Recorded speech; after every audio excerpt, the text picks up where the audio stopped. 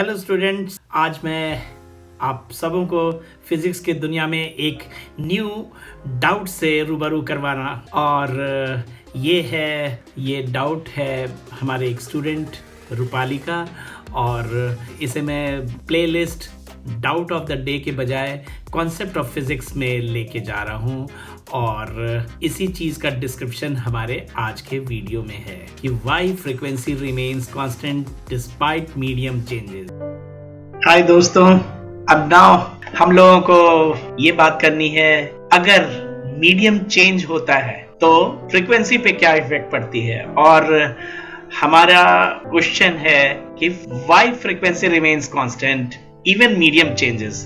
तो चलिए देखते हैं। Suppose this is the air medium और यहाँ पे अगर कोई वेव, और आप देख रहे हैं ये लैम्डा इज वेवलेंथ, यानी कि this is the length of wave. एक डेंसर मीडियम में एंटर कर रहा है ये, तो डेंसर मीडियम में एंटर करते ही ये टुवर्ड्स द नॉर्मल बेंड करेगा।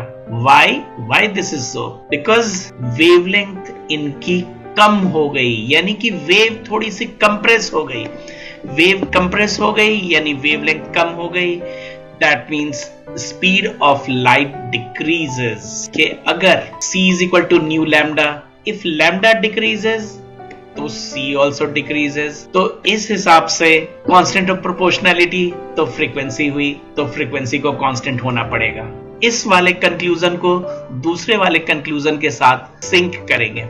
जैसे ही डेंसर मीडियम में ये लाइट एंटर करी, ऑब्वियसली अब इनका रिफ्रैक्टिव इंडेक्स भी ज्यादा है। रिफ्रैक्टिव इंडेक्स ज्यादा है। This refractive index is already defined as the ratio of speed of light. This is speed of light in air in the medium.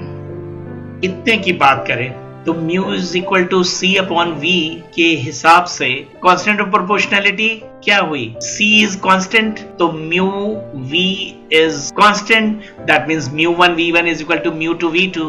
That means mu and v are inversely proportional, यानी कि किसी भी medium का refractive index और उस medium में speed of light, ये दोनों इनवर्सली प्रोपोर्शनल है।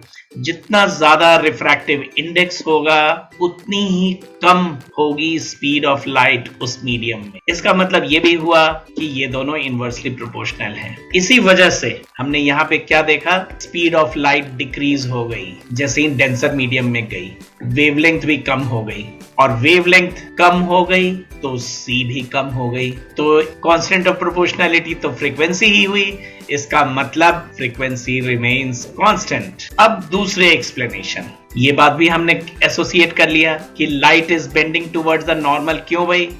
Because speed of light decrease हुई थी डेंसर मीडियम में, वेवलेंथ डिक्रीज होने की वजह से। Lastly mu is equal to c by v अगर है, फ्रीक्वेंसी अगर कांस्टेंट हमने तो प्रूव कर लिया कि why frequency is remaining constant, लेकिन लैम्डा तो हमने देख लिया कि लैम्डा चेंज हो रही है, तो लैम्डा को हमने चेंज दिखा लिया और लैम्डा डिक्रीज तो हो ही रही है डेंसर मीडियम में, तभी स्पीड ऑफ लाइट डिक्रीज हुई, दैट इज v उस मीडियम में। लास्टली मैंने एक और एक्सप्लेनेशन रखा हुआ है, frequency of light depends on it's energy, और अगर फ्रीक्वेंसी को चेंज होना होगा तो एनर्जी को भी चेंज होना होगा। मेंशन कर रखा है, thus to change frequency of light the energy should be changed but light is quantized।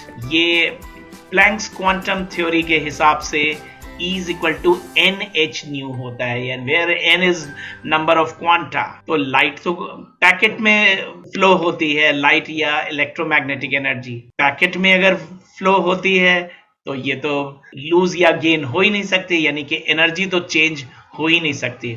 So it can not lose और गेन इट्स एनर्जी पार्शियली, और इससे ही कंक्लूजन आता है फ्रीक्वेंसी लाइट की चेंज नहीं हो सकती। तो फाइनली हमने कंक्लूड कर लिया दूसरे लॉजिक से भी कि frequency remains constant even medium changes। Thanks for being with me and see you in next video. Bye all of you, take care।